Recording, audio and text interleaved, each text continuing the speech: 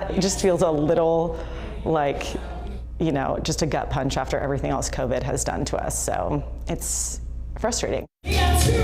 Spin class instructor and owner of Cycle Life Studio, Becca Kenyon Westfall, said she was blindsided when she got an email from her payroll company a couple of weeks ago. It just said, we will be deducting this one-time deduction early January 2025. I still need to look into it more, but from my perspective, or the way that I read it, it looks like it's going to be $63 per employee. And with 3 locations, I have 32-ish employees, so that's like $2,100. Definitely an amount I was not planning on paying. What does $2,100 mean for you? I mean, that's a lot. It's a lot. It's a big chunk.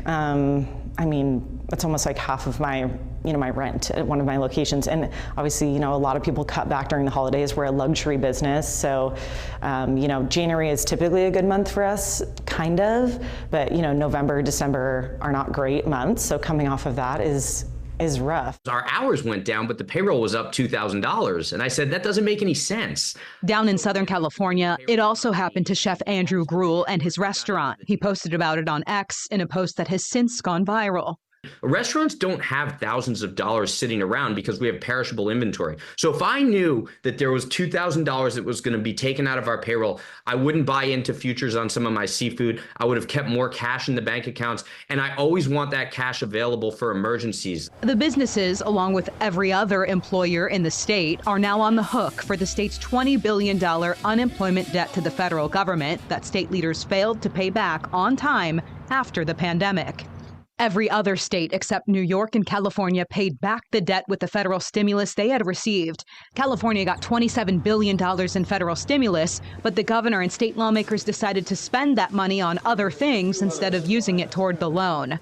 Then, when the state was hit with a budget deficit last year, lawmakers and the governor said they could not put money down. Federal law requires employers to step in and pay up. The state has never paid any money towards the principal, nor did it create any sort of credit or benefit for smaller businesses facing this significant federal tax hike.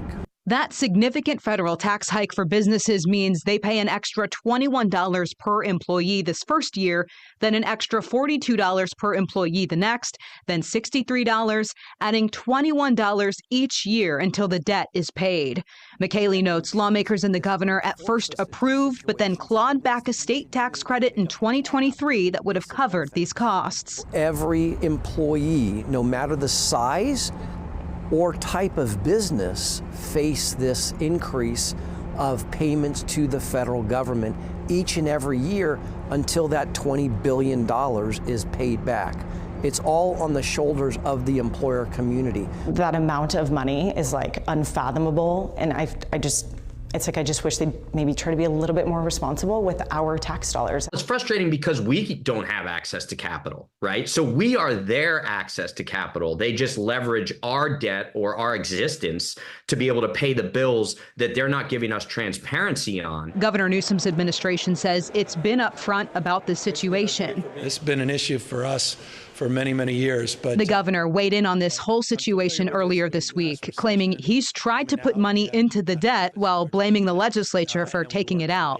We'll continue to make the case with the legislature of the imperative and importance of paying down this. It's an obligation we have. We will pay it down.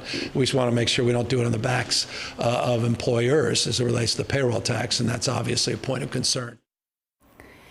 Now, we reached out to legislative leaders for a response to that. Senate Pro Tem Mike McGuire said in part that this is an ongoing issue and promised to work on mitigating the immediate impacts of the federal UI tax increases, especially for businesses and nonprofits he calls the heart of our economy.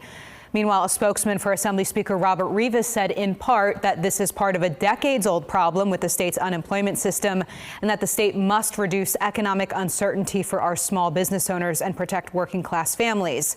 Now, California lawmakers and the governor will start budget discussions in January when we could see some changes to the debt repayment path that they're on right now. But at the moment, California is projected to have another small budget deficit this year.